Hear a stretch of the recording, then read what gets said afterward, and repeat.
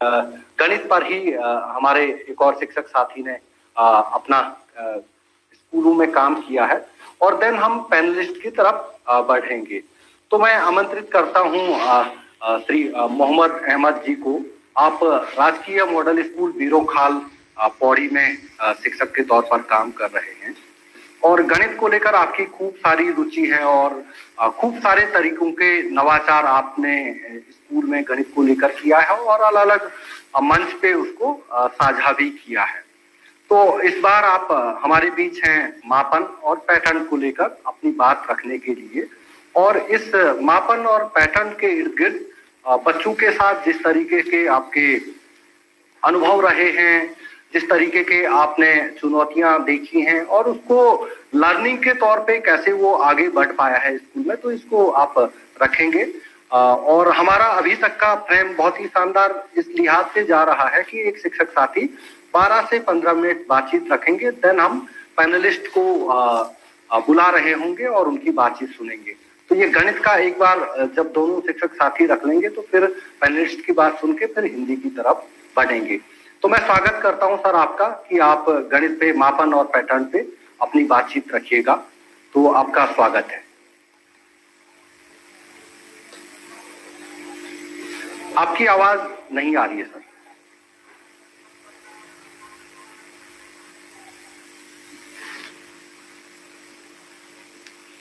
नहीं, अभी आप अनम्यूट हो नहीं पाए। हाँ, हो गए।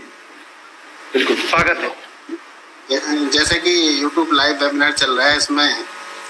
आप लोगों के माध्यम से समय समय पर आयोजित किया जाता है, तो इसके लिए आप लोगों को सबसे पहले बहुत बहुत धन्यवाद देना चाहूँगा। और साथ ही साथ हमारे पैनलिस्ट जो इस YouTube लाइव वेबिनार में जुड़े हुए हैं, आपका भी बहुत बहुत धन्यवाद। और मेरे सहयोगी शिक्षक साथी जो इस पैनल में उपस्थित हैं। जैसे कि आपने बातचीत करी दी है, अपने विषय में ज़्यादा बातचीत नहीं करनी चाह रहा हूँ मैं। तो हम जैसे गणित में जब हम बात करते हैं तो गणित जो है शुरू से ही कठिन विषय के तौर पे जो है बच्चों के मन मस्तिष्क में रहता है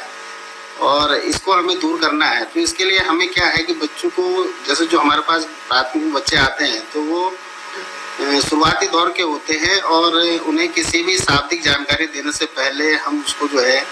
सरल वे में उसे बताएं। जैसे अभी हम आज मैं जो है बात करूँगा मापन पैटर्न की थोड़ी। तो मापन के लिए जैसे हमने जब हम अपना काम कर रहे हैं मापन पे, तो हम बच्चों के पास जब जाते हैं, जैसे मैं अपनी कक्षा में जब बच्चों के पास गया और मापन को लेके जब मैंने कक्षा 1 के बच्चों से जैसे बातचीत करी, तो कक्षा 1 में जो है NCERT की बुक्स में जो है मापन से संबंधित काफ़ी टॉपिक्स पे विस्तृत गतिविधियों के साथ बातचीत की गई है। तो उसमें मैंने तो सबसे पहले जो मैंने अपना व्यू लिया किसी भी चीज़ को मतलब बताने के लिए, तो सबसे पहले उसको व्यवहारिक रूप में, जैसे हम मापन में अगर छोटा बड़े की बात कर रहे हैं तो हम बहुत सारी वस्तुओं को ले लेते हैं और उसमें जो है हम छोटे बड़े वस्तु की पहचान बच्चों को पहले से होती है और फिर वहाँ पर हम बातचीत करते हैं। इसी तरह से हम सबसे लंबा, सबसे छोटा, इस तरह से हम आगे बढ़ते हैं और इससे कहीं ना कहीं जो है हमें लाभ मिलता है। फिर ऊंचा छोटा इस तरह की बात उसमें की गई है। तो हम जैसे बच्चों को सुबह प्रेयर में जैसे खड़े रहते हैं तो वहाँ पर भी हम बच्चों से कहते हैं कि पहले छोटे बच्चे आगे आओ, फिर बड़े बच्चे पीछे जाओ। तो कहीं ना कहीं हम उस तरफ जो है बच्चों को बेसिकली शुरू में हम उनको ले जा रहे होते हैं। और जब हम इस सब चीज़ों की बातचीत बच्चों से कर लेते हैं और जब हम कंटेंट को क्लास में लेके जाते हैं तो कहीं ना कहीं उससे हम उसको जोड़ रहे होते हैं कि जो हमने वहाँ पर बातचीत करी थी, तुम छोटे थे वो बड़ा था, या तुम्हारी हाइट ज़्यादा थी, या पेंसिल बड़ी थी या छोटी थी। तो बच्चों को वहाँ पे जब हम टॉपिक पढ़ा रहे होते हैं तो कहीं ना कहीं उस पर जो है बच्चे उसमें अपनी समझ को अच्छी तरीके से बना पा रहे होते हैं और इसका मुझे लाभ मिला है। अगर हम बात करें क्या कहते हैं कि इसको हम किस तरह से जो है और आगे की तरफ अप्रोच क्या हो सकती है मापन की, तो मापन की अप्रोच के लिए जो है हम बच्चों का, जैसे अभी हमने बात करी कि पूर्व ज्ञान जो बच्चे हमारे पास लेके आते हैं, जैसे कि पहले हम इस तरह का समझते थे कि बच्चा जब विद्यालय में आता है तो उसके पास कुछ नहीं होता है, जबकि ऐसा नहीं। बच्चा जो है काफ़ी सारी व्यवहारिक चीज़ों को, इस तरह की छोटी छोटी चीज़ों को, छोटा बड़ा ऊंचा नीचा, ये कहीं ना कहीं उसको समझता है। तो हम जैसे उससे जनरली बातचीत करेंगे किसी भी टॉपिक के बारे में, जब हम बच्चों को बातचीत कर रहे हैं तो उससे हम कॉमन बात करेंगे कि मतलब जैसे हम छोटे बड़े की बात कर रहे हैं तो उसमें हम उससे बातचीत करेंगे, फिर उसके बाद उस टॉपिक पर हम कंटेंट को रखेंगे और कहीं ना कहीं बच्चा जो है उसे समझता है। इसी में हम आगे बात कर सकते हैं मानक और अमानक इकाइयों की कहीं ना कहीं हम बात करते हैं। तो शुरू में जब हम बच्चों से बात करते हैं तो मानक अमानक ये सब बच्चे नहीं जानते हैं। तो हम शुरू में जैसे हमें कोई चीज़ नापनी है, कोई चीज़ बच्चों को बतानी है, तो हम जैसे हाथ से या अंगुल से बच्चों से उसको हम नाप के बताते हैं कि ये नापो कितना हो रहा है। बच्चा मतलब जैसे खुद से जितना बच्चा कर पा रहा है तो उसको हम देखते हैं कि बच्चा जो है अपने आप अधिक से अधिक जो है बच्चों को हमें मौका देना चाहिए कि बच्चों को कोई चीज़ हमने जैसे बता दी तो उसको वो बच्चा किस तरह से कर रहा है। जैसे हमने कहा कि चलो जिस टेबल पर आप बैठे हो या जो बुक्स आपके पास है उसको आप नापिए, कैसे नापेंगे। तो कोई बच्चा उंगल से नापता है, कोई बच्चा बालिश से नापने की कोशिश करता है, कोई हाथ से नापता है। तो इस तरह से उनको हम आगे बढ़ाने का प्रयास करते हैं और फिर उसके बाद जो है हम धीरे धीरे कहीं ना कहीं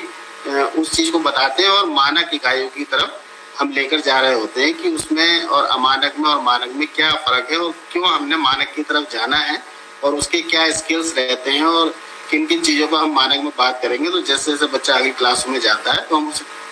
आगे की ओर लेकर जाते हैं।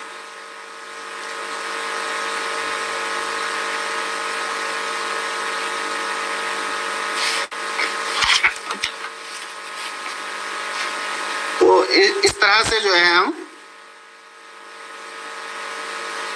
मापन के लिए जो है बच्चों से बातचीत करते हैं। और जैसे लिक्विड में अगर जैसे बुक्स में जो चैप्टर्स हैं उसको जैसे मैंने जब बातचीत करी बच्चों से जैसे कि बोतल में कितना पानी आएगा या पानी में तो अपना जो है एक बाल्टी पानी हम बच्चों से भरवा के लाते हैं, या बच्चे हैंड वॉश करने जाते हैं या पानी पीते हैं तो कितना है,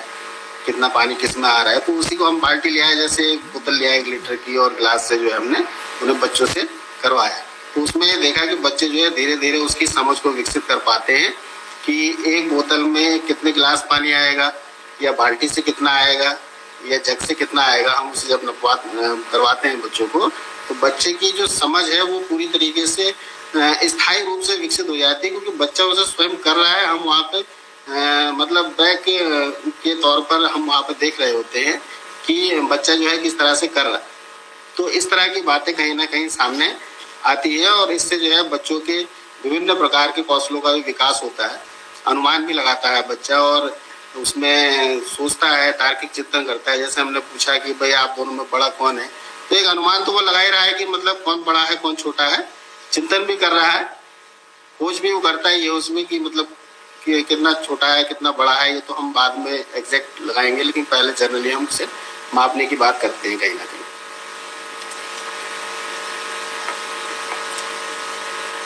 अगर हम इसी में आगे बात करें पैटर्न की, वैसे बातें तो काफ़ी की जा सकती है क्योंकि अब ये है कि समय की बाध्यता भी हमारे पास है, तो ज़्यादा एक टॉपिक पर हम बातचीत नहीं कर सकते हैं। तो अगर हम पैटर्न की बात करें, पैटर्न जैसे हम पैटर्न की बात करते हैं तो क्या मस्तिष्क में चलता होगा हम लोगों के। तो जहाँ तक हम समझते हैं, हम अपनी अगर बात ले लें तो हम चित्रों को लेकर, अलग अलग डिजाइन्स को लेकर इस तरह की बातचीत करते हैं। लेकिन गणित में कहीं ना कहीं इसका जो मतलब है या मंतव्य है या इसका स्पष्टीकरण है वो कहीं ना कहीं अलग है। किसी न किसी नियम को लेकर हम गणित में बातचीत करते हैं। किसी भी टॉपिक्स की अगर हम बात करते हैं तो उसमें कोई ना कोई नियम जुड़ा होता है, तभी हम उसे जो है गणित की तरफ ले जाते हैं और उसका जो है हम उसको कहते हैं कि इसमें जो है गणित की बात की जा रही है। तो पैटर्न में जो है विभिन्न प्रकार के पैटर्न हम देखते हैं। तो जैसे डिजाइन चित्र वगैरह जिसमें विविधता मतलब एक तारतम्य बना होता है, एक पैटर्न के बाद दूसरा पैटर्न कहीं ना कहीं उसमें आ रहा होता है। तो पैटर्न में हम जो है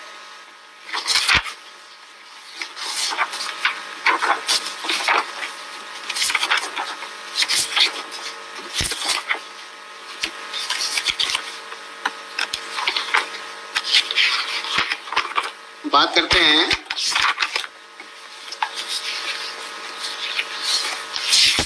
वर्बल, नॉन वर्बल भी कह सकते हैं हम। जैसे गणित में अगर हम पैटर्न की बात कर रहे हैं तो एक तो चित्रात्मक रूप में होता है जब हम बच्चों को चित्र बताते हैं, और चित्र में जो है एक क्रम के बाद दूसरा क्रम आता है, जैसे एक बार आयत हो गया, एक बार सर्किल हो गया, फिर इस तरह से अंकीय में अगर हम ले जाते हैं तो उसमें दोहराव वाले पैटर्न भी होते हैं और चित्र वाले भी होते हैं। एक मिनट जैसे चलिए।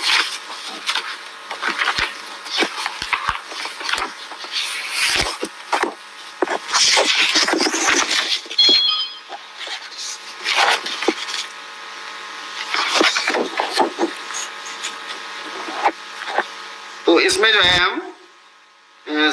चित्र वालों में जैसे हम जब पैटर्न बच्चों को बताते हैं तो उसमें हम जैसे जो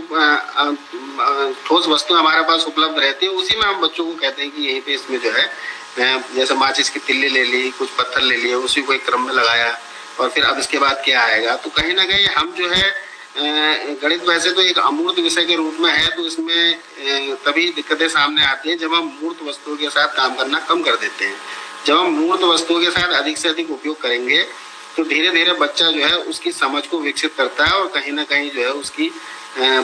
उसके सब्जेक्ट से प्रति जो है अच्छी समझ बनती है। तो मैंने तो अपने शिक्षण कार्य में यही देखा है कि जब भी हम गणित के पीछे किसी भी, अभी हम यहाँ जैसे मापन पैटर्न की बात कर रहे हैं या अन्य कोई भी विषय है, तो जब हम इसकी बात करते हैं तो हमें सबसे पहले बच्चे के साथ व्यवहारिक होकर उसकी समझ उसके प्रति क्या है उस पर हमें बातचीत करनी चाहिए। वो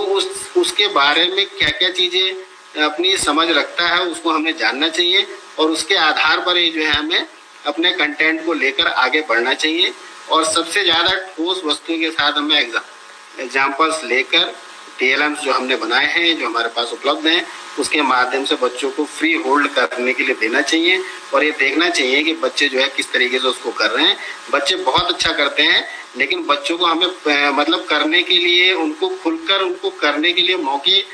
देने की हमें बहुत ज़रूरत है, क्योंकि कहीं ना कहीं हम किन्हीं वजहों से नहीं दे पाते हैं या अन्य कोई भी कारण हो सकते हैं। लेकिन मैंने अपने शिक्षण के दौरान यही देखा है कि अगर आप बच्चों के साथ बैठकर उनके साथ ठोस वस्तु को लेकर और किसी भी टॉपिक पे बातचीत करते हैं, बताते हैं, सामान्य वस्तु जिसको वो मतलब पहले से समझते हैं, जानते हैं, जिन चीज़ों को जैसे हम दूरस्थ इलाकों में रह रहे हैं तो यहाँ पर तकनीकी या अन्य चीज़ों की जो अट्रैक्टिव सामग्रियाँ होती हैं वो यहाँ उपलब्ध नहीं हो पाती, तो हम यहाँ के उनके जो घरों में ही जो उपलब्ध हो रही है उन्हीं से हम ये सारी चीज़ों को अच्छे से पढ़ा पा रहे हैं, पढ़ाते हैं, जो यहाँ पे मिल पाती हैं आसानी से, और बच्चा उसे बहुत अच्छे से उसमें खेल खेल में समझ जाता है। और जो प्राथमिक स्तर के बच्चे हैं मैंने तो ये देखा उसमें कि बच्चों को ज़्यादा स्पॉट मतलब जैसे काम कराया सीधे सीधे कराने से बेहतर है कि आप बच्चों के साथ जो है उसको मनोरंजन के तरीके से, जैसे कि हमारी NCF की गाइडलाइन में गणित के बारे में एक बातचीत भी आई थी कि जो है आनंददायी बनाने की ओर हमें प्रयास करना चाहिए। बच्चे का मन मस्तिष्क इस तरह से खुला हो तो किसी भी चीज़ को बच्चे को पढ़ाने या समझाने के लिए बहुत आसान होगा। ये मेरा अपना एक व्यक्तिगत विचार है कि बच्चों को किसी भी विषय की बात करें, आप गणित ले लीजिए, हिंदी ले लीजिए, इंग्लिश ले लीजिए, जब तक उसका मन मस्तिष्क जो है हमारे प्रति या विद्यालय के प्रति अनुकूल नहीं होगा, सहज नहीं होगा, तब तक हम उसे किसी भी पैटर्न से पढ़ाने की कोशिश करेंगे तो कहीं ना कहीं बच्चा जो है उसमें सफल होने में दिक्कत आएगी। तो सबसे पहले हमें उसके माहौल को सही करना है और उसको व्यवहारिकता से जोड़ते हुए ठोस वस्तुओं की, अगर हम गणित की बात कर रहे हैं तो हम उसके कंटेंट को लेके चलेंगे, अन्य विषयों की बात कर रहे हैं तो उसके कंटेंट को लेके चलेंगे, लेकिन अगर उसके हम पैटर्न को समझे, कोई बच्चा कमजोर नहीं होता। मैंने तो अपना फील्ड ये देखा है कि जो बच्चा मानसिक रूप से है तो वो एक अलग चीज हो सकती है, लेकिन ये कि बच्चे सब एक जैसे हैं, अगर हम उन पे काम करेंगे तो बच्चों का रिजल्ट मिलता है। और मुझे तो खैर मिला ही है और मिल भी रहा है। कोविड के दौरान इस पूरे साल में जो है हमने ऑनलाइन क्लास ली और समय समय पे जो है मैं बीच बीच में अपने कार्य क्षेत्र में 10 दिन 15 दिन आकर मैं बच्चों के घरों में संपर्क करके और कोशिश करी है कि मैं उनसे जुड़ा रहूं और कहीं ना कहीं वो जो चीज़ें कर पा रहे हैं तो उसको थोड़ा बहुत कहीं ना कहीं मैं रिकॉल करने का मैंने प्रयास किया और उससे मुझे कहीं ना कहीं उसका लाभ मिला है। धन्यवाद सर।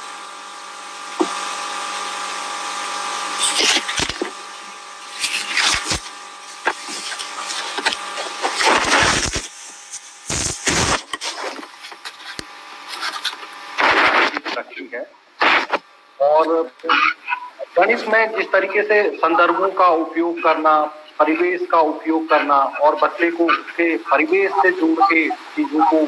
मूर्त से अमूर्त ले जाना, उस तरीके की खूब सारी जो थियरी में जो बातचीत होती है, जो दस्तावेजी में जो बातचीत होती है, उसको आपने अपने काम के जरिए बहुत ही शानदार तरीके से रखा है। आपका बहुत बहुत धन्यवाद कि आपने गणित को लेकर अपनी बातचीत रखी है। तो अब हम बढ़ते हैं आगे।